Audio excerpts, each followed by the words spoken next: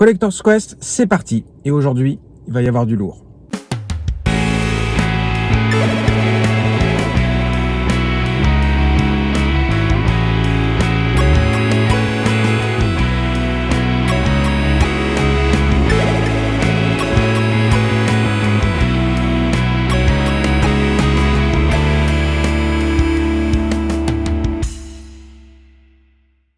Bonjour à toutes et à tous, aujourd'hui je reprends la route pour traverser la France en direction de l'Est, à proximité de l'Allemagne dans la magnifique région de l'Alsace.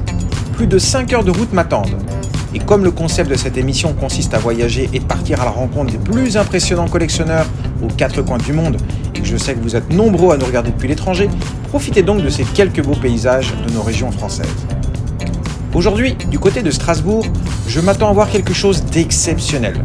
Si vous suivez ma chaîne, vous avez déjà certainement vu les 2 vidéos consacrées à l'incroyable projet de Fabrice, l'un des plus grands collectionneurs d'objets anciens de Nintendo au monde et qui s'est lancé un défi complètement dingue. Vu qu'il manquait de place dans sa cave pour exposer son impressionnante collection de cartes à jouer Nintendo, il s'est dit qu'il allait construire une dépendance dans son jardin, mais qui serait la réplique exacte du tout premier siège social de Nintendo à Kyoto. Le siège japonais de 1889, oui. Dans mes 2 vidéos, nous parlions du projet et de son avancée. Mais aujourd'hui, tout est terminé et Fabrice a fait l'honneur de réserver l'exclusivité de la première visite à ma chaîne et à Collector's Quest. Autant vous dire que j'ai hâte d'arriver.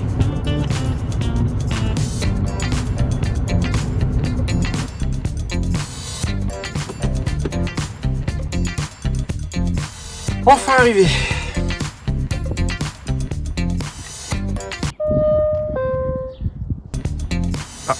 Il vient du jardin.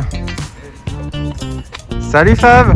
Salut, comment ça va? Ah, ça va super bien et toi? T'as fait bonne route? Très bonne route, je te remercie. Très bonne route, il a fait super beau. Salut Flo. J'avais tellement hâte de voir un petit peu à quoi ressemblait ton nouveau domaine. J'ai très hâte. Bah, ça y est, tu vas bientôt pouvoir Apprécié? t'en rendre compte, voilà. Ok, j'ai déjà vu des photos de l'extérieur comme beaucoup de gens puisque tu as déjà fait la une de plusieurs gros sites. Ouais, il y a eu Kotaku là qui a fait, ça a bien marché le post Ouais. que Eric de Before Mario avait posté. Ouais. Ça a été relié par Kotaku, donc ça a bien marché. Et aussi à 2 Odomo là récemment, Ouais. qui a aussi fait un bel article. J'ai bien apprécié la façon dont il a écrit l'article. On m'a demandé plusieurs fois quand est-ce qu'on peut voir l'intérieur. Eh ben, c'est le Ça va moment. être l'occasion que tu puisses le présenter. Ok, eh ben, écoute, je te laisse nous guider. Très bien.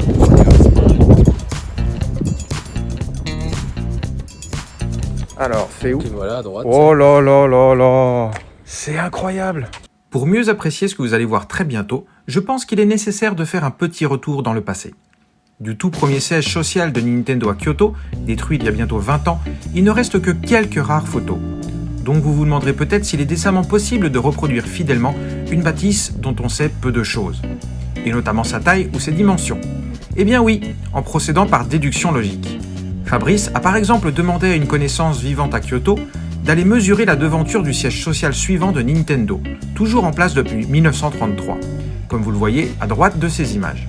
Et donc, avec la largeur du terrain vide et la hauteur des repères connus, il ne lui restait plus qu'à tracer des perspectives pour obtenir des dimensions relativement précises en comparant les différents éléments aux différentes photos. Ensuite, Fabrice a redessiné le plan de la façade, avant de soumettre un dossier à sa mairie. Car oui, en Alsace aussi, il convient d'obtenir une autorisation avant de pouvoir construire une maisonnette dans son jardin. Et après avoir obtenu le fameux sésame, les travaux ont enfin pu débuter. Là, c'est quasiment l'intégralité du temps libre de Fabrice sur environ 10 mois qui auront été nécessaires. Et si l'on nommait la réalisation de la structure en bois et de la façade, réalisée par une société alsacienne spécialisée dans la menuiserie traditionnelle japonaise, Fabrice a quasiment tout fait tout seul. Il lui faudra aussi beaucoup ruser pour trouver des tuiles japonaises sans avoir à se ruiner avec de l'import direct. Gros coup de chance, il a trouvé pile le bon nombre à prix réduit. Et le résultat final est tout bonnement hallucinant. Jugez plutôt.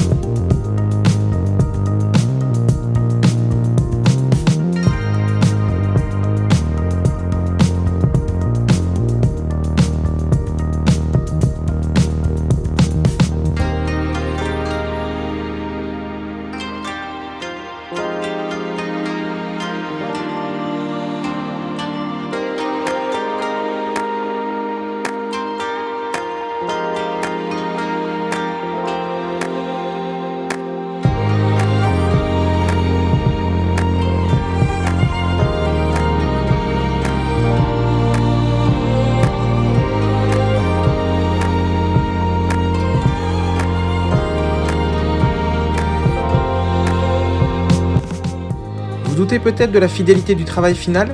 Comparez donc la porte, le nombre de barreaux aux fenêtres ou tout ce que vous voulez. Hormis les barrières, même la boîte à incendie rouge, importée spécialement du Japon, est là. Et maintenant, ça vous dirait de voir à l'intérieur et de découvrir l'incroyable collection de Fabrice? Attention les yeux.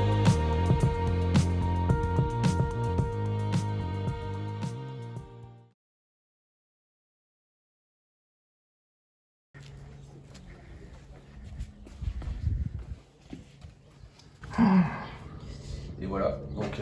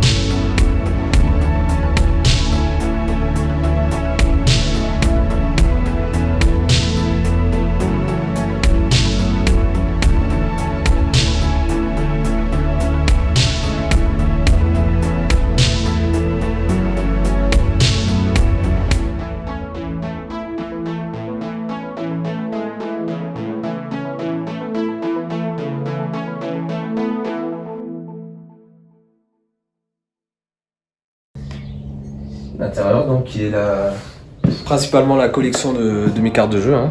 Donc j'ai voulu mettre dans cette pièce, en fait sur la collection que j'ai, que les cartes, parce que ce bâtiment à l'origine, il ne faisait que des cartes dedans, enfin il n'y avait que des cartes.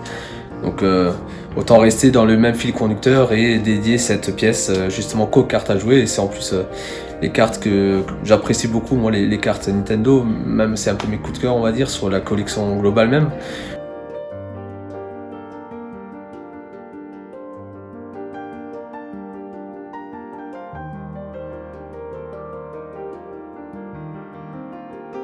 Voilà. Et puis c'est aussi une petite pièce de vie où on peut être, on peut jouer, boire des verres entre amis.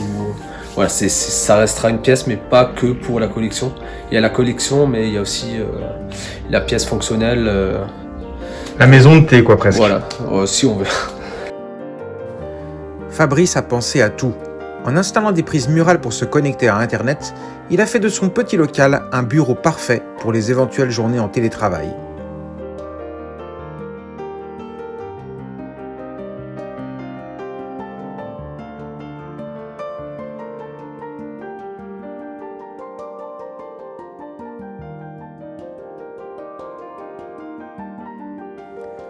Et sinon, vous êtes peut-être nombreux à avoir reconnu une décoration très spéciale dans cette pièce. Les 2 plaques vertes et or, bien connues des touristes en vadrouille à Kyoto. Quand ils vont à Kyoto devant le bâtiment Nintendo, se prendre en photo devant ces deux fameuses plaques qui sont devant nous. Donc j'avais eu l'idée de faire une reproduction à la taille réelle de ces plaques, il y a maintenant 1 an et demi à peu près. Donc pour ça, donc j'ai pris j'étais pas sur place malheureusement quand j'ai demandé les mesures. Donc quelqu'un sur place a pu me récupérer les mesures réelles et aller mesurer les mesures de la plaque pour ensuite que je puisse les récupérer, faire aussi un plan 3D. Donc les plans 3D ont été faits des plaques et elles ont été usinées ensuite. Je savais pas dans quelle matière à la base les faire. Hein. Est-ce que je vais les faire d'abord en impression 3D? Est-ce que je vais les faire en bois, etc. Et finalement, je suis basculé sur de l'aluminium, donc sur un bloc complet. Donc c'est un peu plus qualitatif, c'est forcément un peu plus cher parce que c'est la matière un peu spécifique. Et donc la plaque fait 7 kg. Évidemment, ce mini-musée privé doté de plus de 500 modèles différents possède quelques raretés ou curiosités, dont certaines sont mises en valeur dans des vitrines, elles aussi faites sur mesure.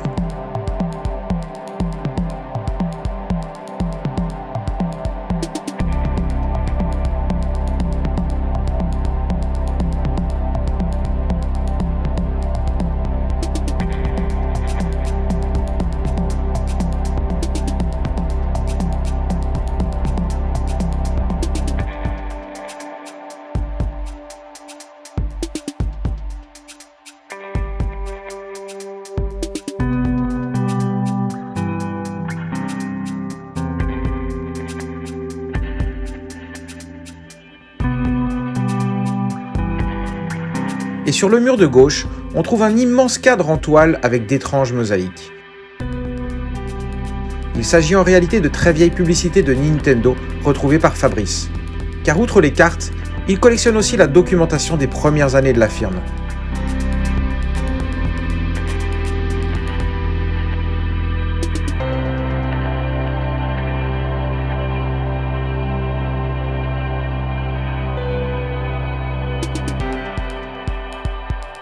Alors en parlant de publicité, j'ai vu dans ta jolie étagère, pareil, hein, une étagère Nintendo, que tu avais pas mal de beaux documents. Et tu avais aussi là, ici, des publicités. Ça, c'est la plus vieille pub que tu possèdes? Non, alors celle-ci, elle est de 1948. J'en ai une qui se trouve à côté, qui est de 1904, qui est la BG37. Donc, 1904 oui. Tu peux nous les montrer?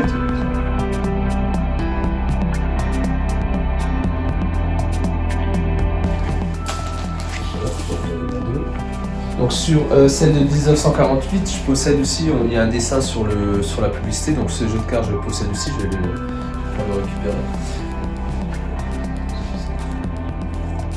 La publicité donc de Yamauchi Nintendo, hein, avec la photo du jeu de cartes et en haut donc le jeu de cartes original de cette publicité. Beaucoup de Japonais collectionnent des publicités dans les journaux. Publicité rétro, ouais. Rétro, voilà, de un peu toutes sortes de produits. Et en fait, dans un des... Et ils découpent ça dans les journaux, les quotidiens. Et... Voilà, tout à fait. Donc on peut voir d'ailleurs plein de vieilles publicités japonaises découpées dans des vieux journaux. Hein. Là, c'est surtout pour du parfum, du savon, tout ça. Voilà, ouais. Ça peut être du savon, du... Donc, et il y en a une dedans de Nintendo. Il y avait une publicité de Nintendo, effectivement, qui va être pas très loin. Voilà. Donc on peut la voir ici. Ah oui, là, Marufuku. Celle-ci, voilà. Donc là, on peut voir aussi sur ces deux pages des publicités justement de jouets, de jeux de cartes, oui. Principalement, d'un des concurrents Nintendo d'ailleurs, Oishi Tengudo. Oui, Oishi Tengudo. Voilà, qui était pas très loin justement de l'usine de Nintendo à Kyoto à l'époque.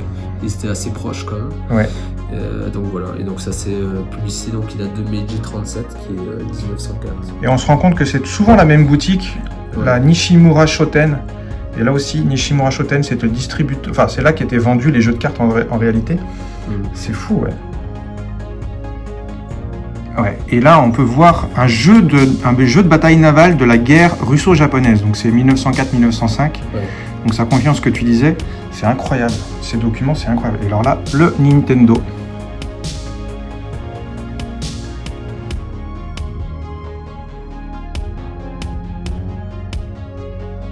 Alors là, on a celui-ci, un Sunday Mainichi, donc qui est de 1954. Sunday Mainichi, 1954. Voilà. Et il y a une pub dedans, tu dis? Ouais, donc celui-ci, en fait, il a pub à l'extérieur. Oh, bah alors en quatrième de couve, ouais. Voilà, sur la page arrière, donc on peut voir la pub donc, des années 50. Hein. Donc, en plus, Excellent. elle est colorée. C'est pour les NAP cards, donc NAP c'est Nintendo All Plastic. Tout à fait, ouais. C'est les premières cartes en plastique Nintendo. On peut les laver. Ouais, Voilà ce qu'il y a marqué, on peut les laver. Justement, certaines cartes étaient lavables. Ouais. Ça c'est un Shonen Sunday. Ouais, Shonen Sunday des années du 28 août 1960. Là, par Ah contre, oui. en fait, c'est une publicité pour le jeu de baseball. Le Disney Yakuban. Disney. Donc, c'est un jeu qui est aussi assez rare et qui montrait assez haut en ce moment au niveau des enchères. Hein. Ouais. C'était équivalent, enfin, on disait que c'était un des premiers aussi jeux sortis par Nintendo. Ouais. Alors ce qui est marrant, c'est que en fait, il n'est pas vendu par Nintendo, Oui. il est vendu par Kawata Oui. Shoten. Qui était un Mais- distributeur du produit du jeu. Ouais. Et par contre, c'est le Seizo Moto, ça c'est Nintendo. Donc Seizo Moto, c'est fabriqué par. Ouais. Ouais. Et il existe, je crois même, 2 publicités de ce genre. Une avec Kawada, je crois, et une. Vraiment Nintendo, par ouais. Nintendo, ouais. Ouais.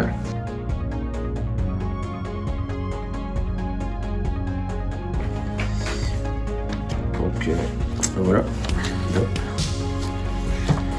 Oh yes. Alors, Nintendo Trump, Haru wa Yagai de Trumpo. En gros, ça signifie au printemps, on joue aux cartes en plein air. C'est vraiment. Donc on en a quand même trouvé une trentaine jusqu'à présent. Hein. Comme celui-là, c'est de 1958. C'est pareil. Donc la BD doit être. Voilà. Ça. Ah oui. Ici, c'est marqué King Mo Queen Mo by King. Autrement dit, emmenez aussi votre roi et votre reine en randonnée. Fabrice possède ainsi d'innombrables documents précieux, dont certains insolites et très anciens, comme ces bouquins pour apprendre à jouer aux cartes et qui présentent des modèles Nintendo sur leur couverture.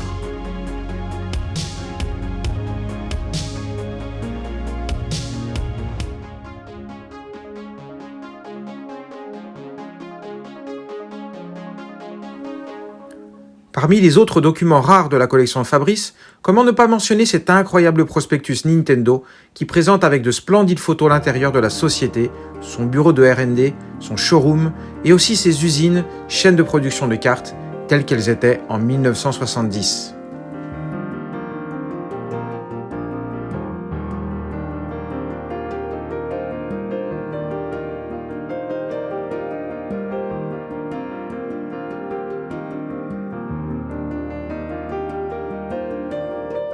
Et même si on vous l'a déjà montré dans l'épisode consacré à Fabrice de la saison 1 de Collector's Quest, revoici l'un des fameux catalogues appelé Sample.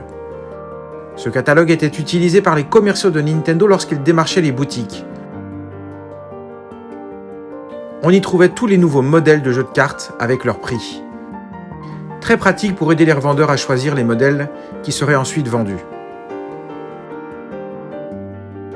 Il est actuellement impossible de savoir combien de modèles différents de cartes Nintendo il existe depuis 1889. Plusieurs milliers, ça c'est certain, mais on en découvre de nouvelles variétés quasiment chaque jour. Mais on peut néanmoins les classer en 4 grandes familles. Et la première, ce sont bien entendu les Hanafuda, qui arborent Napoléon pour leurs modèles les plus connus, les Daitoryō. Ces Hanafuda, littéralement cartes à fleurs, sont petites et épaisses. On y joue en réalisant des combinaisons de fleurs et de mois, qui vous vaudront ensuite plus ou moins de points. Ce sont ces Hanafuda qui ont lancé Nintendo, et chose incroyable, Nintendo en produit encore, depuis maintenant plus de 130 ans. La deuxième grande famille de cartes Nintendo, c'est le Hyakuni Isshu, que l'on traduit généralement par le jeu des 100 poètes. Ce jeu mêle poésie classique, mémoire et réflexe. Les règles sont simples. 2 joueurs se font face sur les tatamis, avec l'ensemble des cartes étalées au hasard devant eux. Ils attendent qu'une troisième personne à côté d'eux entame la lecture d'une poésie sur une carte qu'il tient dans ses propres mains. À l'écoute de la première syllabe, les joueurs doivent ensuite reconnaître la poésie récitée et retrouver le plus vite possible la carte au sol qui correspond à la fin de la poésie. Dans les compétitions, les champions ne mettent généralement qu'une fraction de seconde à retrouver la moindre carte. C'est très impressionnant. Plus étonnant encore, pendant la Seconde Guerre mondiale, le gouvernement japonais a fait modifier le contenu pourtant traditionnellement inchangé des poésies par des proverbes et des textes patriotiques. Puis, dans le cadre de sa politique de propagande nationaliste, a commandé aux fabricants de cartes à jouer tels que Nintendo des dizaines de milliers d'exemplaires, ensuite distribués dans les écoles pour occuper les plus jeunes. C'est Aikoku Hyakunin Isshu, littéralement le jeu des 100 poètes patriotiques, est une véritable curiosité dans l'histoire de Nintendo. À l'intérieur de la boîte, outre la date qui révèle que ce jeu a été imprimé le 3 décembre 1942, on y trouve quelques informations passionnantes, comme le nom du président de Nintendo, Sekiryo Yamauchi, mais aussi le fait que Nintendo n'est qu'éditeur de ce jeu. L'imprimeur, c'est une autre société nommée Watada. Cette dernière, également située à Kyoto, est une entreprise partenaire de Nintendo depuis ses tout débuts. C'est notamment Watada qui a imprimé le tout premier jeu de cartes occidental de Nintendo en 1902. Et saviez-vous qu'aujourd'hui, c'était aussi bien souvent Watada qui imprimait la plupart des boîtes de consoles, mais aussi les catalogues produits par Nintendo au Japon ? Bref, entre Nintendo et Watada, c'est une amitié qui dure depuis 130 ans. Troisième grande famille de cartes produites par Nintendo, les Karuta, également appelées Iroha Karuta. Voici les règles. Donc, ce sont des cartes éducatives et ça permet en fait aux enfants d'apprendre les syllabaires japonais, donc les katakana, hiragana.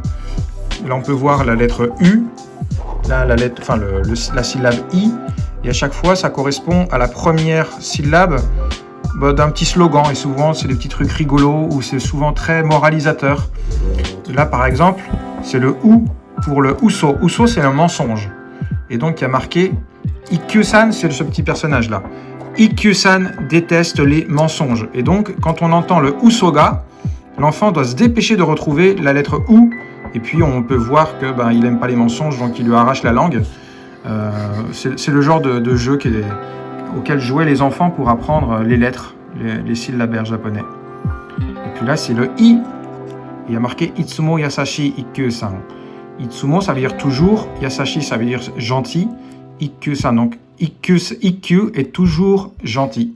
Et on peut voir qu'il est effectivement gentil avec le petit moineau.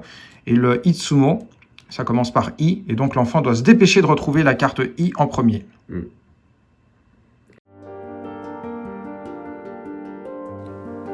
Chez Nintendo, il existe des dizaines de modèles différents de Iroha Karuta, de toutes les époques, avec ou sans licence connue pour apprendre l'anglais, le code de la route simplifié, etc. Et enfin, quatrième grande catégorie de cartes produites par Nintendo, les fameuses Nintendo Trump. Trump, rien à voir avec l'ancien président, puisqu'à la base, ça veut surtout dire « atout » en anglais. Et c'est avec ce terme que les Japonais appelaient les cartes à jouer modernes venues d'Occident. En 1902, Nintendo est le premier fabricant à vendre des cartes réalisées au Japon et deviendra très rapidement leader incontesté du marché. Mais c'est surtout à partir de 1959, avec un deal signé avec Walt Disney, que Nintendo va monopoliser cette petite industrie pendant plusieurs années. C'est un coup de génie, car jusqu'à présent, généralement seuls les hommes jouaient aux cartes avec leurs amis et en buvant de l'alcool, fumant du tabac, etc. Mais là, Nintendo a l'idée de s'adresser directement aux enfants, en pleine période de baby-boom et de croissance économique. On ne retrouve donc plus un seul jeu de cartes par foyer, mais parfois plus d'une demi-douzaine, notamment dans les familles nombreuses. Et oui, chaque marmot veut son propre jeu de cartes Disney. Une aubaine pour Nintendo qui comprend très vite le potentiel du jeu pour tous. Bien sûr, il existe des milliers de modèles différents qui n'ont rien à voir avec Disney et qui proposent de multiples designs ou formes. Certaines collections sont évidemment plus emblématiques que d'autres, comme par exemple cette série dont le boîtier reprend la forme d'un téléviseur en couleur, présenté par Fabrice. Derrière, il y avait des dessins en fait, Ouais. une petite histoire. Et à chaque fois, il y a une histoire, ouais. Voilà. Et en fait, les enfants pouvaient mettre l'image Dans la télé, ouais. la télé, voilà. Ah, c'est marrant, ouais. Et pouvaient là, grâce à une fente qui était ici, la glisser et la passer à l'intérieur. Voilà. Ouais. Excellent. Et s'inventer des histoires, voilà. On pourrait évidemment passer des heures à vous montrer des dizaines de modèles originaux créés par Nintendo. Mais à ce stade de la visite, une question me tracasse. Qu'est devenue la cave de Fabrice, qui regorgeait aussi de nombreux trésors Nintendo ? Et d'ailleurs, Fab, autrefois, tu m'avais montré ton ancienne collection, donc il y avait tes cartes et il y avait aussi énormément de jouets. C'était dans ta cave, si j'ai bon souvenir. Qu'est-ce qu'elle est devenue ta cave aujourd'hui ? Est-ce que tes jouets, tu les as encore ? Oui, alors tout est encore là, tout est au même endroit. Ouais. Il y a juste plus les cartes qui figurent parce que maintenant ils sont bien rangés ici. Ouais. Et si tu veux, je peux te montrer ça. Ah bah, avec plaisir. On va voir ça ensemble. Tu nous montres ta collection de jouets alors. Ouais, c'est Ok, parti. allons-y.